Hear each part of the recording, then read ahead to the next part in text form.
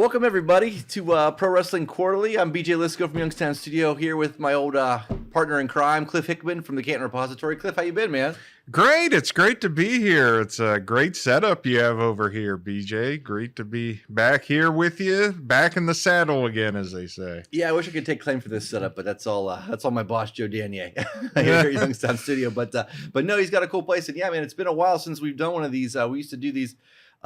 So for just a backstory for anybody, that subscribes to Youngstown Studio YouTube channel, or anybody that's catching this for the first time. So we used to do Pro Wrestling Quarterly. We would do it as the title suggests, 4 times a year. We centered it around all the big, trademark WWE pay-per-views throughout the day. So obviously Royal Rumble, WrestleMania, SummerSlam, and Survivor Series. Every once in a while we'd throw one in there if there was something big going on with AEW or something else in the wrestling world. But yeah, man, we worked together at the Canton Repository. We did it throughout then. So yeah, we're gonna bring it back here, and it's gonna have a home on the Youngstown Studio YouTube channel going forward. So appreciate everybody tuning in. But obviously SummerSlam is this Saturday, so we're gonna run down that card.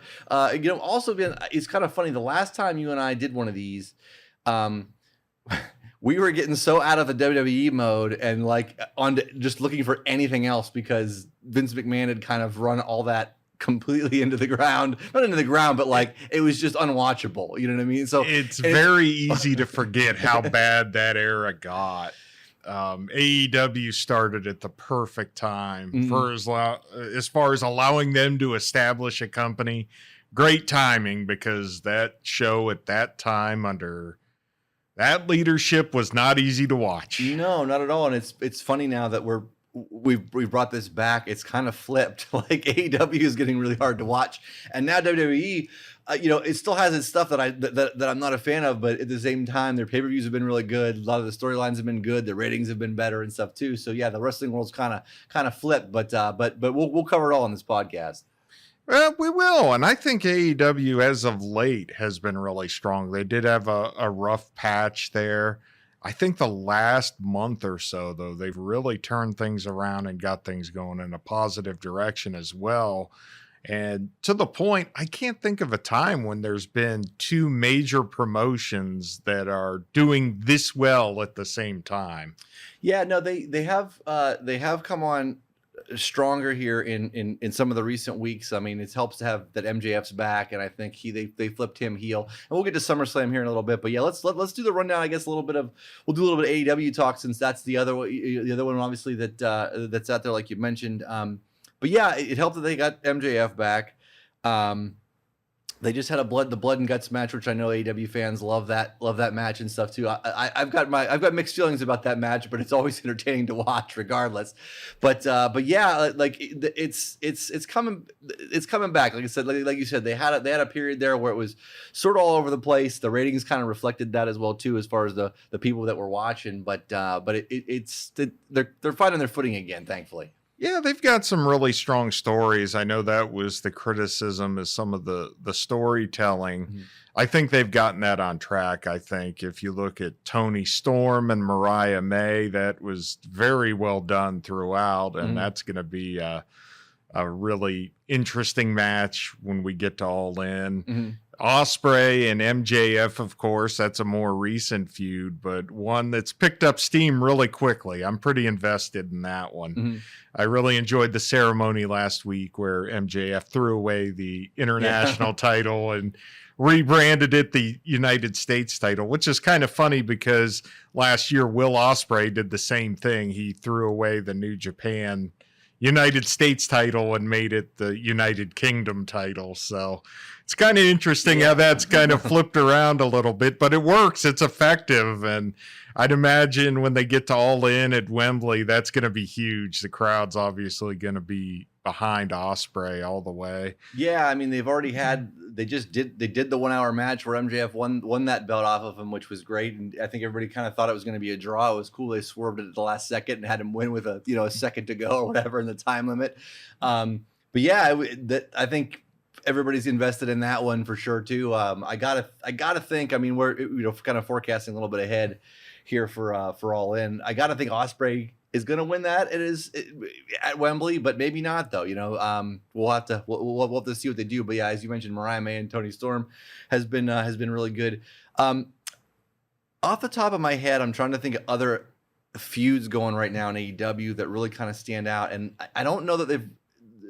Forgive me here, but like, what else is kind of going on there that is established kind of going forward? I think another thing they've done strong, whether you like him or not, Hangman Page, the evolution of his character. For whatever reason, he always, the last couple years, the lack of self-confidence and things like that. It was a story, but it always kind of fell flat for me. This new Sinister version that's out there with a really big grudge against Swerve, obviously, for breaking into his house last year. He's not letting that go.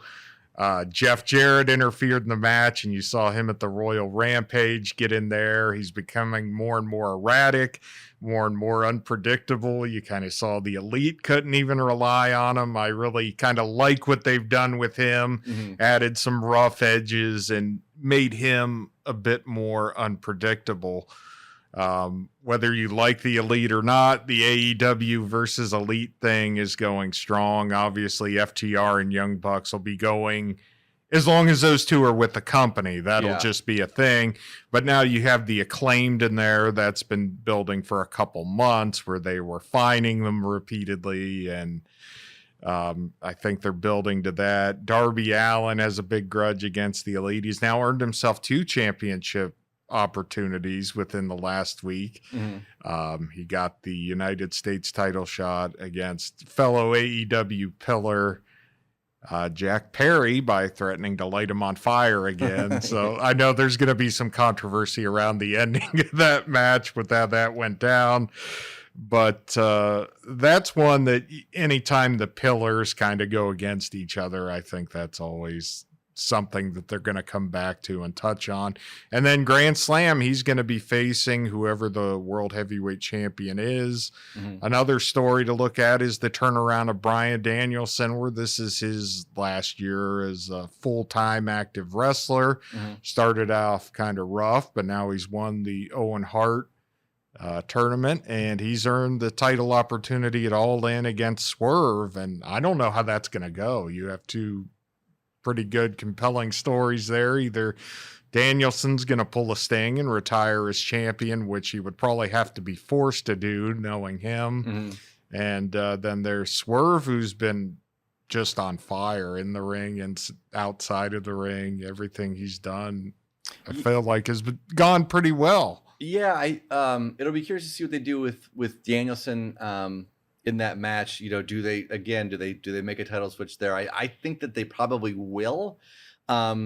It's kind of easy to predict what Tony Khan's going to do. You kind of see it coming a lot of the time. You know what I mean? Like AEW, there's not been a whole lot of. I'm trying to think off the top of my head if there's been like something that's been a total surprise. Has anything come to your head where it's like, oh, we really thought it was going to go one way and it just totally, you know, went in the opposite direction?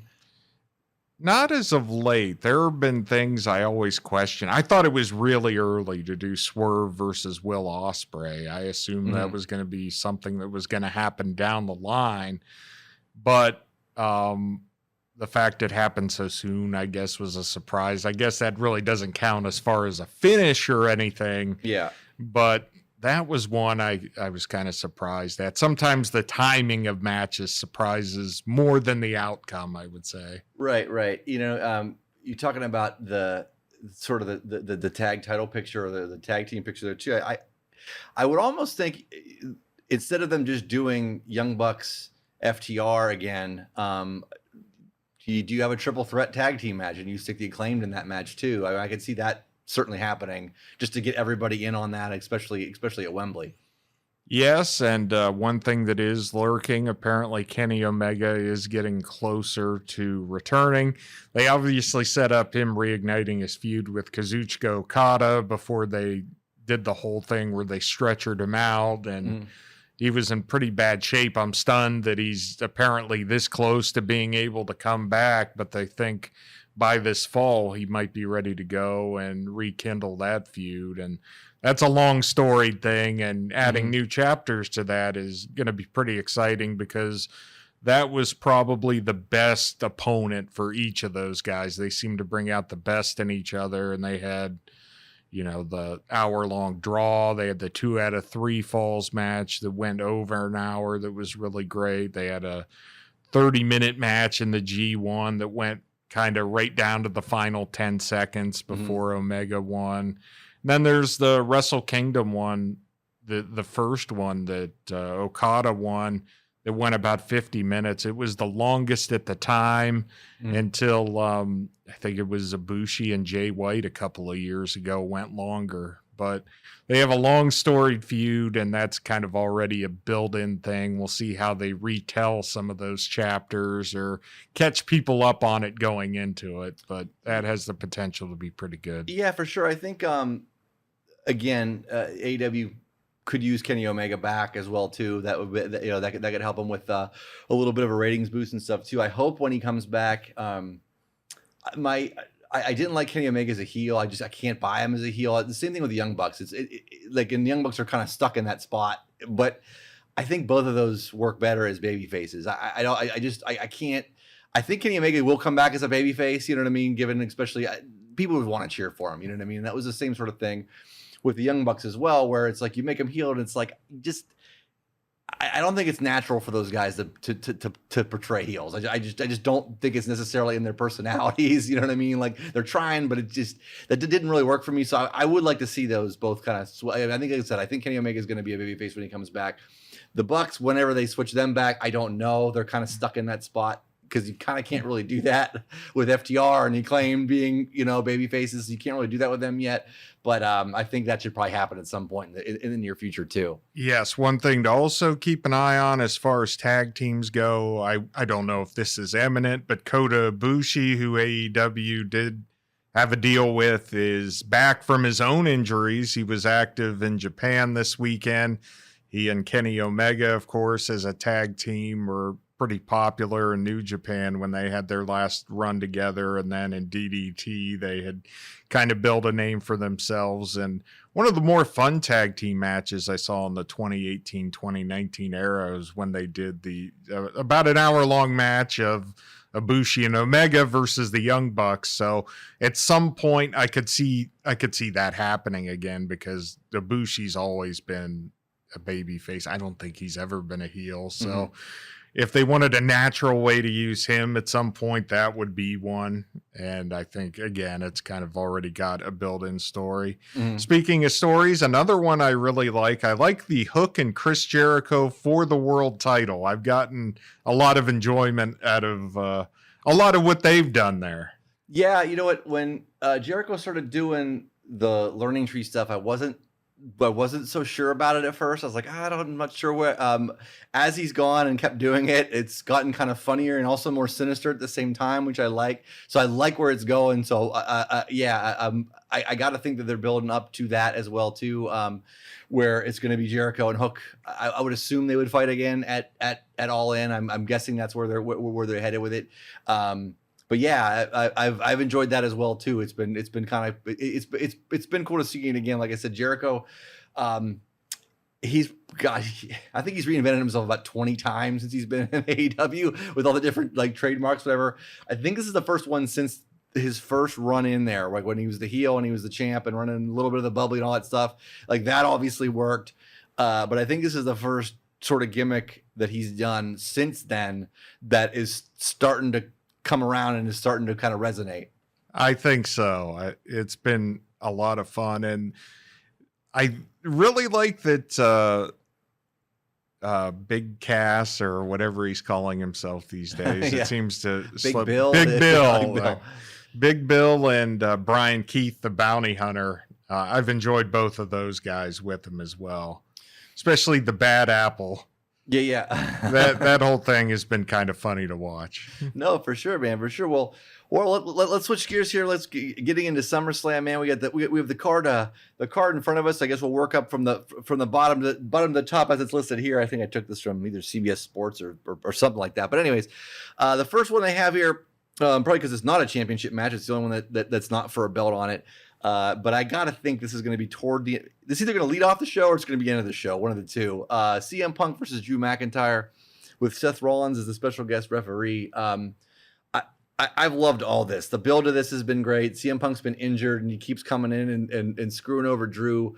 The promos that they've cut against each other have been fantastic. I really like this entire thing. But yeah, I mean, what are your thoughts? I thought Drew McIntyre especially has been really strong, not only his promos, not only his in-ring work, but some of his social media antics, if you've caught some of those. He caused a bunch of controversy this week from the photo with Jack Perry that got deleted shortly after, which caused another wave of controversy. I thought it was pretty smart. It got everybody talking about him and talking about this match.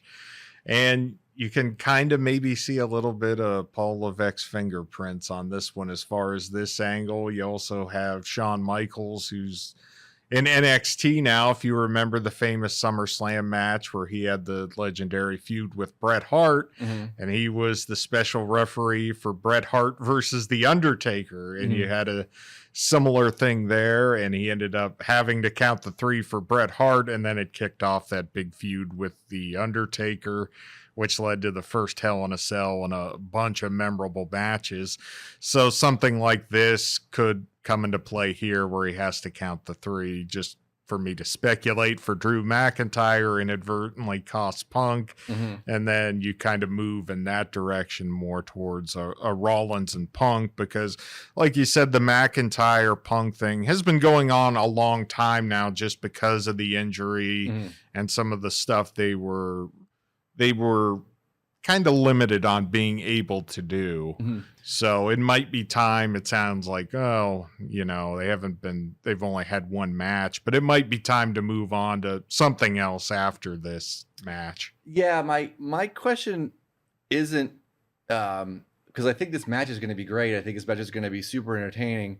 I'm not sure what they're going to do with the finish with it. I could see it doing either way. Like you said, I could see Rollins certainly costing Punk and then them kind of moving that way. I could see Punk just outright winning.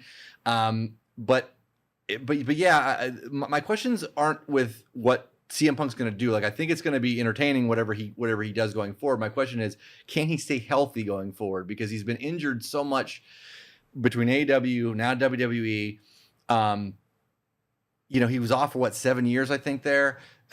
So obviously, you know, his body's changed, or he's not as durable as he was before he took all that time off, you know, from a wrestling ring. So my question is just, yeah, can he stay healthy? You know what I mean? That's always sort of the concern. I mean, I appreciate how he sells. I appreciate how he takes hard shots and all that too. But it's just, you know, can his body sort of do that?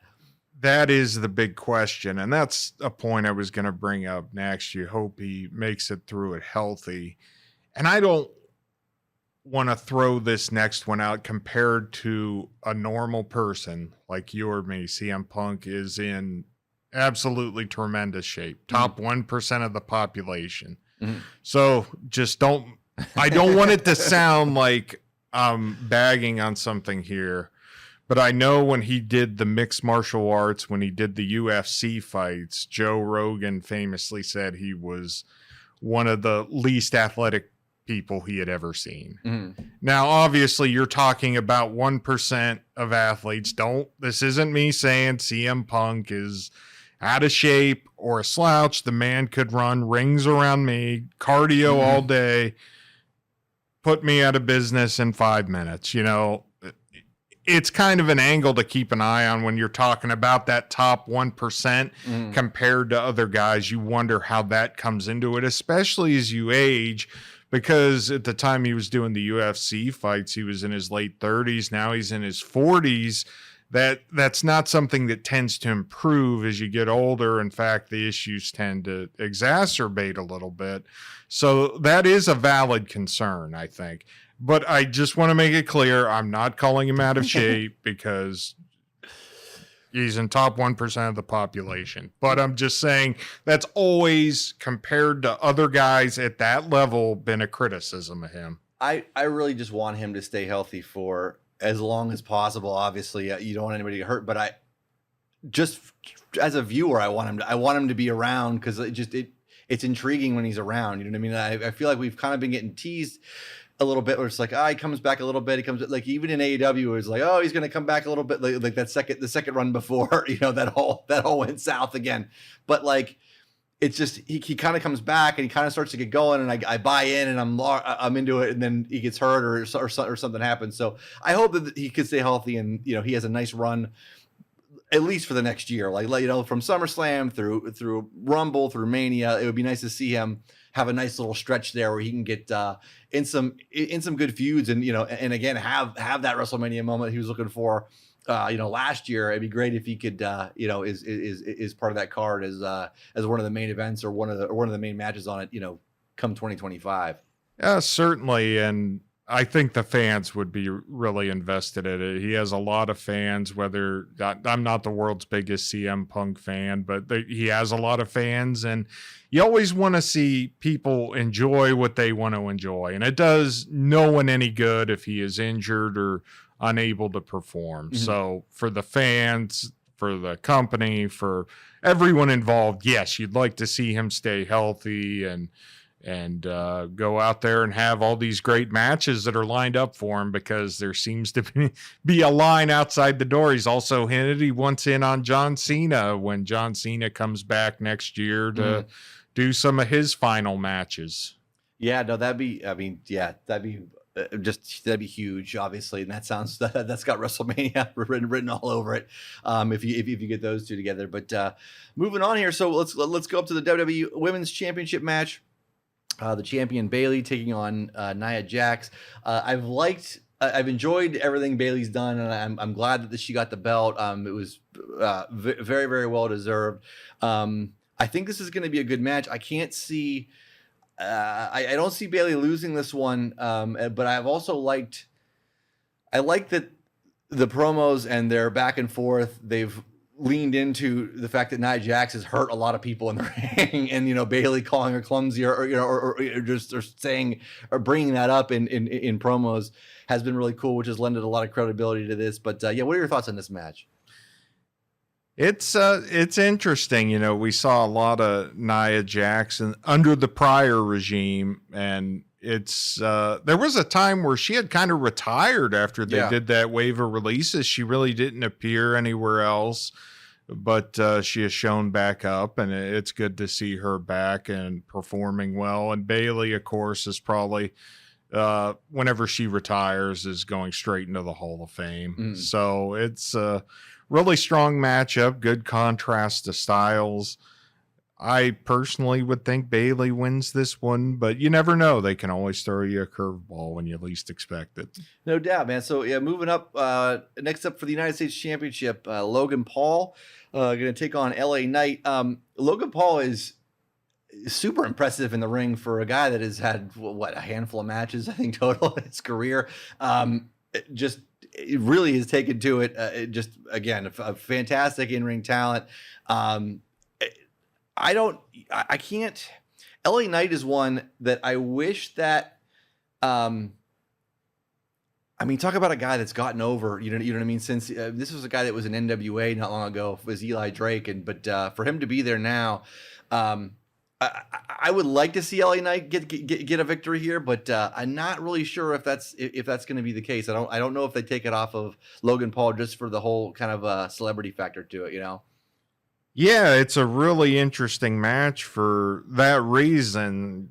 Logan Paul doesn't defend this title all that often, but when he does, it's kind of a big headline. He tends to bring in another big streamer from that world dressed as a Prime bottle, usually whenever he makes one of these appearances, and it tends to do huge numbers on social media. LA Knight, like you said, people have wanted, I think, something for him for a long time.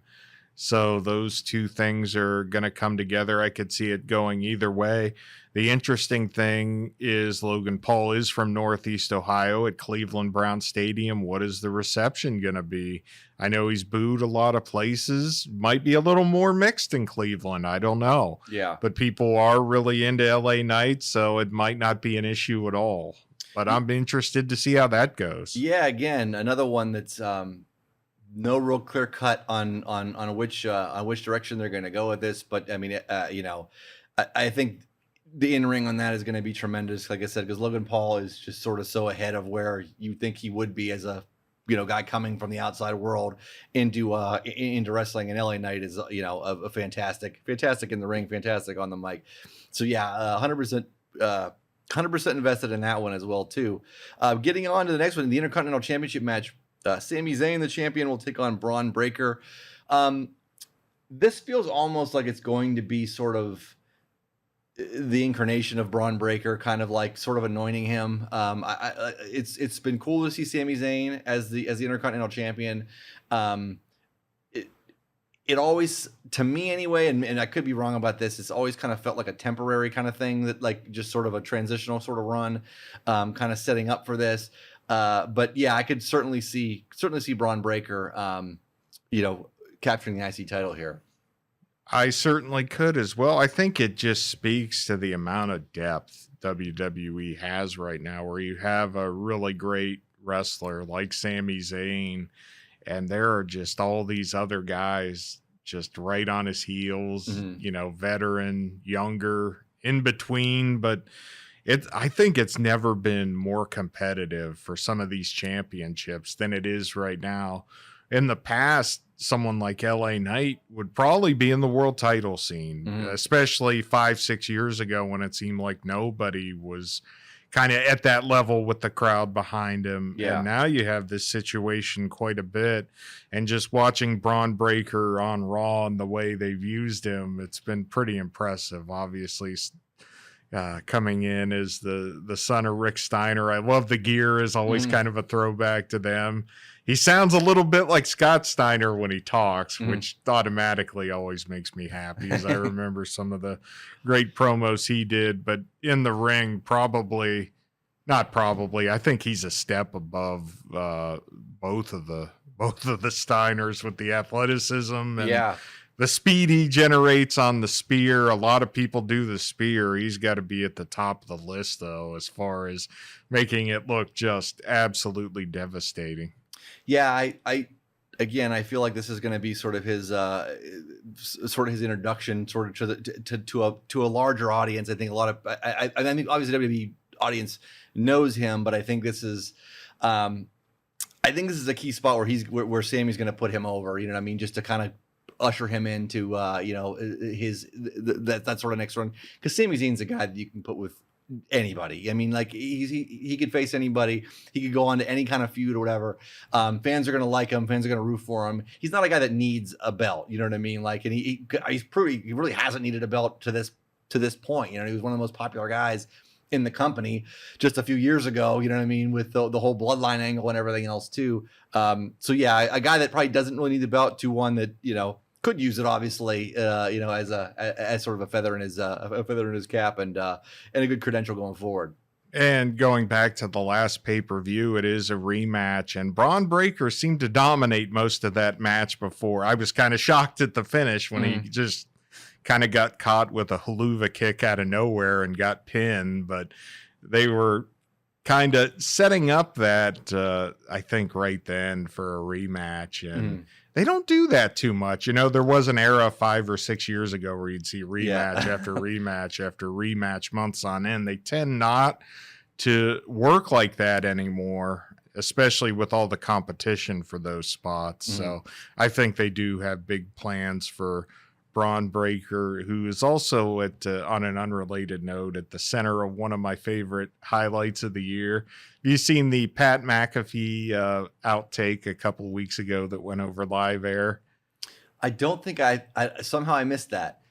He described him in terms I can't use here. Oh, you can use it here. Yeah. Well, he called him a brick shit house, didn't he? That's what he called him. And they actually had a camera on Michael Cole. And the best view was they showed him.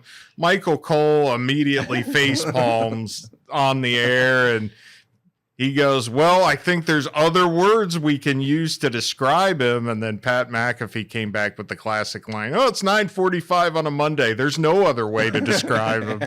It's one of my favorite things.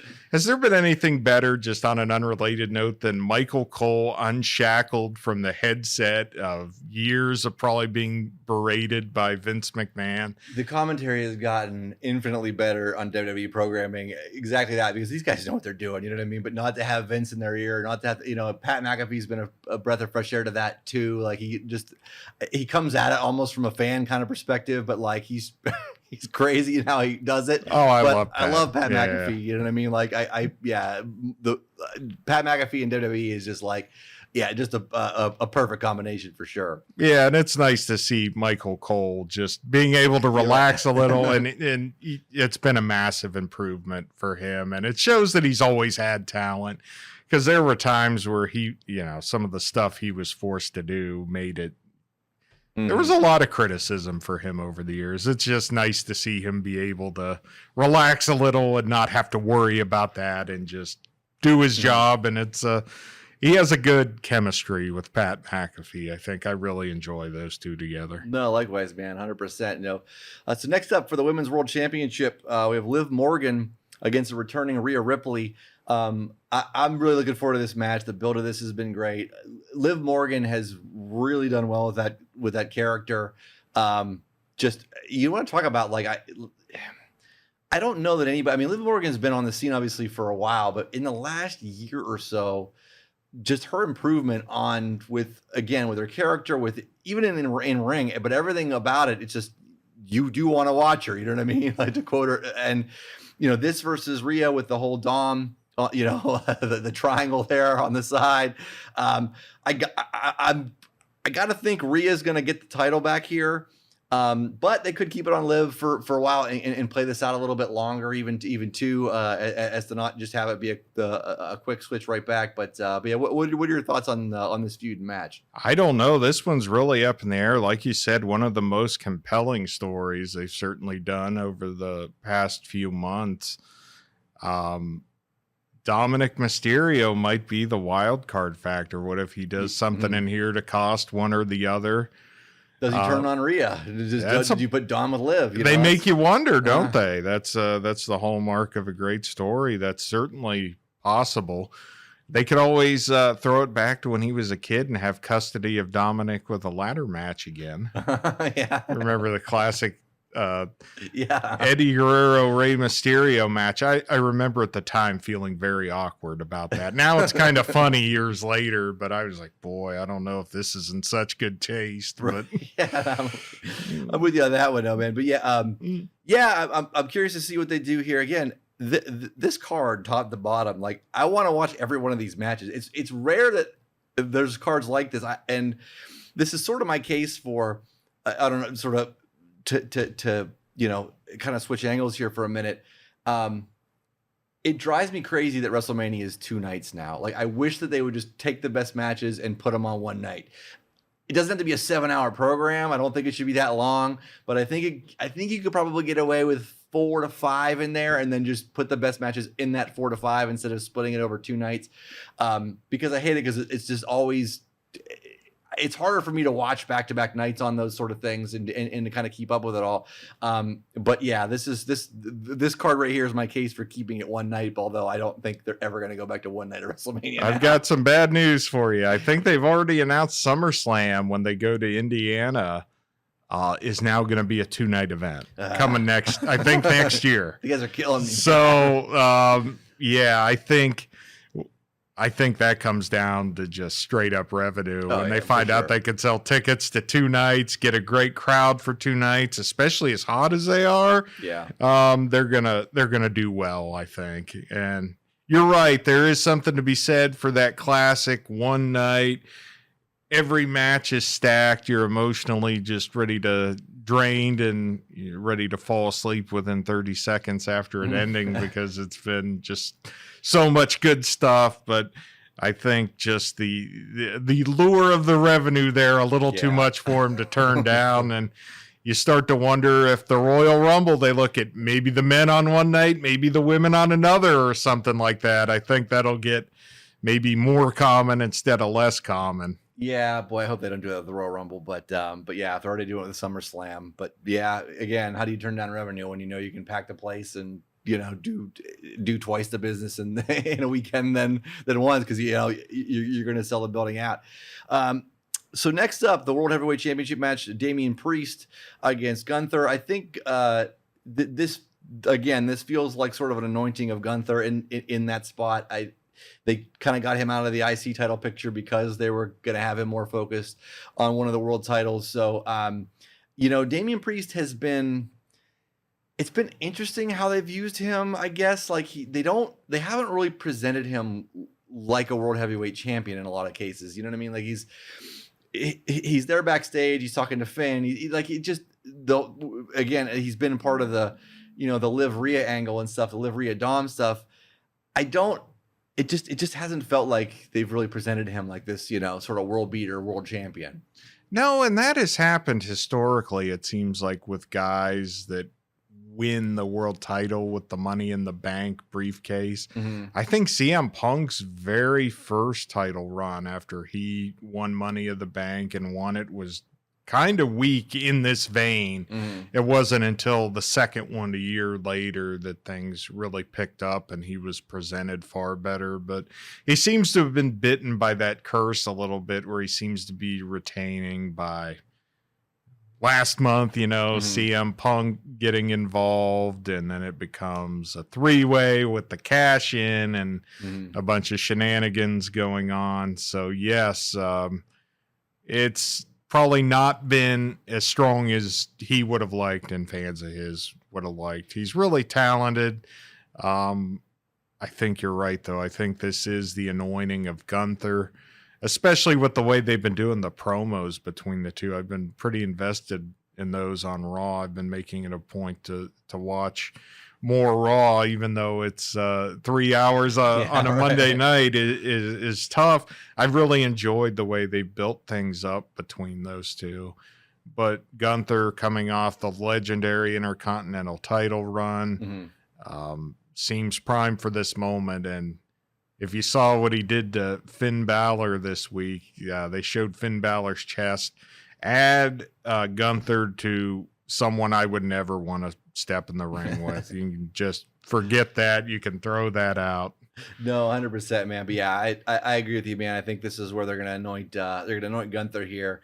Going on to so the final match here on the card, the undisputed WWE Championship match, Cody Rhodes versus Solo Sikoa. I think this one's pretty cut and dry. I think Cody, they're not going to pull the belt off of Cody here at SummerSlam. It would be interesting. I think there's going to be something more happening with Roman Reigns and the bloodline here. And so I could see Roman Reigns coming and sort of reclaiming the head of the table sort of thing. And it kind of spinning off into that. And this match is kind of just a way for the bloodline to kind of get there. I feel like Cody Rhodes is going to be built. They're going to build him to something else, sort of quickly after this. But what are your thoughts? Yeah, I think Cody Rhodes has kind of ascended to that John Cena kind of level right now, where they're selling so much merchandise. They're doing so much press for the company. The fans love them so much that it would be really hard to kind of take that away from him right now. I always think of this as kind of his Rocky III title run. Remember, after the first two movies, the third is when he's wearing the suit and you see him on the big run and putting guys away left and right in the headlines and kind of really ascending to that position. And it would be hard to see that end right now. He would survive it, but I think you just keep going with that for now. It's working so well. The fans are still really invested in it. I would keep it going. And like you said, there's a lot hanging out there with the bloodline. Both the Uso brothers are floating around and Roman. I do like the new bloodline. It's great to see Tama Tonga, a guy I've loved for years in New Japan, come over and have a lot of success. I'd like to see him team with his brother more because the Gorillas of Destiny are a fantastic tag team in their own right. And then when you add in the Samoan Werewolf there, who's also been, if you've watched MLW over the years, just absolutely fantastic, as real as it gets, just kind of a freak athlete. There's not many guys that size that can do what he does. So yeah, talk about a guy that was way out of the, like, head and shoulders above. I mean, no disrespect to MLW, but like, I mean, Jacob Fatu was a guy that was always bigger than that, and for legal reasons or whatever, like they've kept him out of WWE for stuff that he did in his past. But man, is he good! And I'm curious to see where he ends up going as far as a feud goes. Like, you know, where do you put Jacob Fatu? You know what I mean? And also, I'm curious to see, after Cody Rhodes presumably wins this match, who's his next challenger, do you think? That's an interesting question. It's always, you know, who is ready to go up there. You know, if they do, if I were, I guess, fantasy booking from my perspective, what I would do is I would probably do Logan Paul versus Cody Rhodes at some point. Mm-hmm. I know that people might groan at that, but I think that would do big social media numbers. I would flip the title to LA Knight, and then I might look at Jacob Fatu and LA Knight as kind of a match, because I think that would be interesting for a lot of reasons. Mm-hmm. No, for sure. Yeah, I mean, you got to think. I mean, it's got to be 100% Roman Reigns is going to be make an appearance here. I think so. One way or another. I don't know how that's going to go. Does he become the baby face? Do you have Bloodline versus Bloodline? The Usos and him versus the Gorillas of Destiny and, you know, either Jacob Fatu or Solo Sikoa. And you got to think Paul Heyman's got to land somewhere in this too. Is he back with the returning Roman Reigns? I would think so. Obviously, sure, I would think so. Like, I mean, he's not gonna go the other way, but you got to think he's gonna be with Roman there. You know, unless it was cool to see him and CM Punk, you know, sort of reunite or have that moment in the ring and stuff in the promos that they cut to. It'd be cool to see him with CM Punk. Punk doesn't need him, obviously, but you know, as a mouthpiece, whatever. But that was kind of cool to see. But yeah, I got to think Heyman and Roman Reigns are going to be all over this main event here. Yeah, I've never been more scared for anyone going up for a power bomb than I was for Paul Heyman, because that just didn't look fun for anyone involved. No, and it looked like it hurt a lot. I wouldn't have gotten up. No, it did not. It did. There was no pretty way to make that.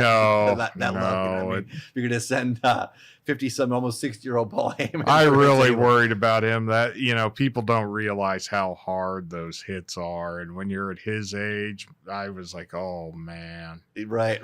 Yeah, I think the only person in the company that you would probably be more nervous of taking a shot like that would be Triple H, because of his heart condition. You know what I mean? That'd be the only person who's like, oh, please don't do that. Which I presumably I don't think he ever will. But no, like I said, top to bottom, man, this is a great SummerSlam card. I'm really looking forward to it. Any final thoughts, man, on this card, AEW, anything else in the wrestling world? I think it's just solid all the way around. Not only these two companies, if you look around, we haven't talked much about NXT and TNA working together. That's been really interesting to see some of those guys cross over. Joe Hendry's kind of become a phenomenon in both places now, which is nice to see. That's a guy that's worked really hard over the years. Jordan Grace is probably one of the best women's wrestlers in the world, not signed. Not probably, she is one of the best women's wrestlers in the world, not signed to the top two. And to get to see her in NXT wrestling some of those girls has been really good.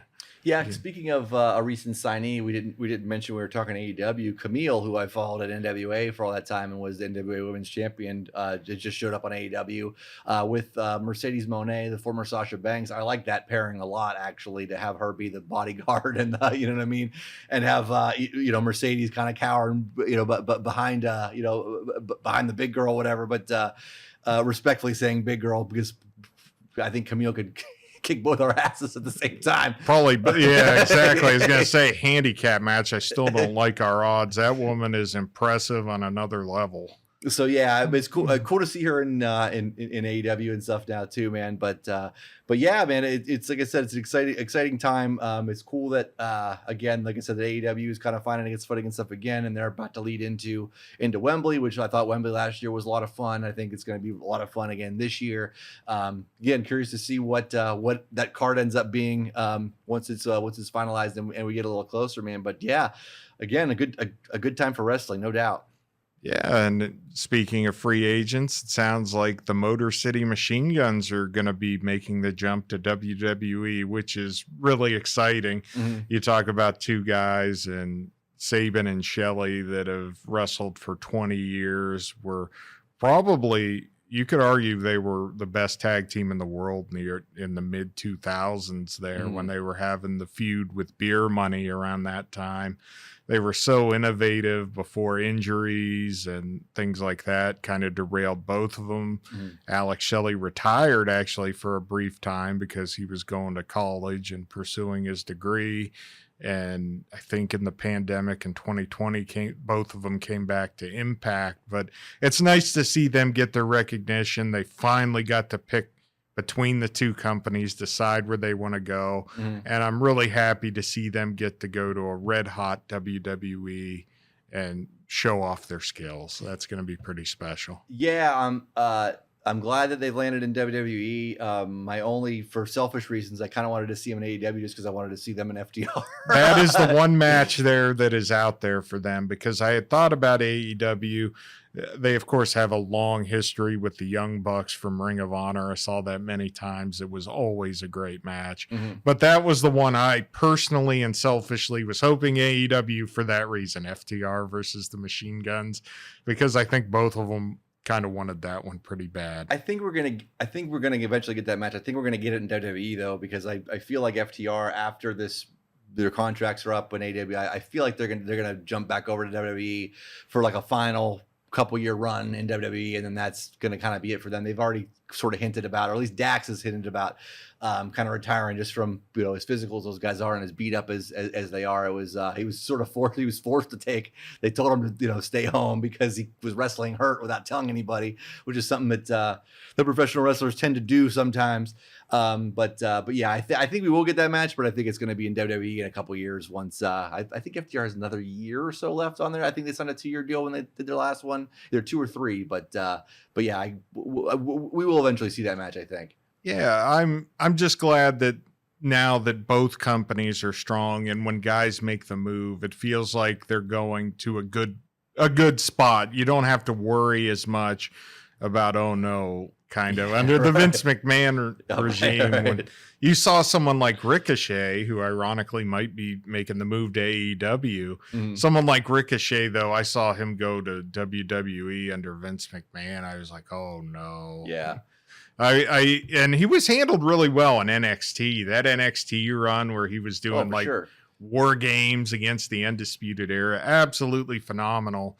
And as of late, he was used better, but man, it really hurt to see him used the way he was in the Vince McMahon era after he got called up. It's kind of ironic that the guy that, you know what I mean, that we all pretty much watch professional wrestling because of, wrestling has now gotten better that he's gone, because it just sort of, he was just so out of touch, and you know, God knows what the hell else he was doing. Oh, the legal stuff is so sad. It changes, you know, because whether you like him or not, and he did do some questionable stuff as far as dismantling territories and things like that on the way to building WWE. But as far as turning wrestling into a national phenomenon, that obviously is something he would get credit for. But man, he's really kind of sullied his reputation. It's hard to look at him the same. You want to talk about shitting all over your legacy in a span of like that? Like, well, you're done now. I mean, and all those stories had been out there prior and stuff too. Well, there were NDAs. This is the first time you get a concrete story, and you have the text messages, even if everything else is false, which would be hard to believe. But even if you say, okay, just the text messages are real, the rest is embellished, it's still really bad. No. For a superior to be talking to someone else in the company, especially a young woman like that, it really colors the whole legacy. And, you know, you feel really bad for the women involved, because like you said, with all this NDAs, you can't imagine the other stories that are there's stuff that's been around there forever. Like I said, him being kind of a creep has been around for a lot of years, but yeah, like you said, nothing could ever really come of it, or it got paid off, or his lawyers took care of it, or whatever, where this is just like, well, you're gone. But you know what? We talked about this for a while before, you know, when we did the podcast, you know, saying that, you know, when Vince is finally out of there and it's Triple H's game to run, like it's like it can only go up, it can only get better, and it's exactly what's happened. Vince is out of there now. You know what I mean? Like the storylines have been better. It just seems like the backstage. It seems like everybody that's in WWE is really happy to be in WWE. Like everybody's having a much better time. It translates onto screen. They're getting to do, you know what I mean? They're getting the freedom to go out and do stuff on their own. But yeah, it just seems like a much a far better place to work. I think from a character standpoint too, Paul Levesque is a massive upgrade. You never know. I would be extremely shocked if anything like that ever came out about him, just because he came up during when wrestlers were still kind of wild, and just hearing some of the conversations about him with Kevin Nash, where he would talk about all the stuff him and the rest of the clique got into. He said he was the one guy that never really got into all that stuff, you know? Yeah. He always took really good care of himself and didn't partake in a lot of the crazier stuff that, you know, the other guys were into. So I would be really shocked if anything ever comes out bad about him. Yeah, no, I agree, because I think if there wasn't anything, it would have you'd have already heard about it. You know what I mean? From years past. Because you hear about it with everybody else, but yeah, you really don't with him, which has been good, and it's been good for WWE and good for wrestling. But Cliff, man, I think we're gonna wrap it up here. But thanks again for coming out. For everybody out there watching or listening, man, once again, this is Pro Wrestling Quarterly. We're gonna do this around all the big WWE, like I said, the flagship events. We're back to WWE. Yeah, we are. We're on the way back. We'll talk about everyone though, because I think it's a great time everywhere. Yeah, 100%, man, 100%. Well, thanks everybody for watching, and we'll catch you next time.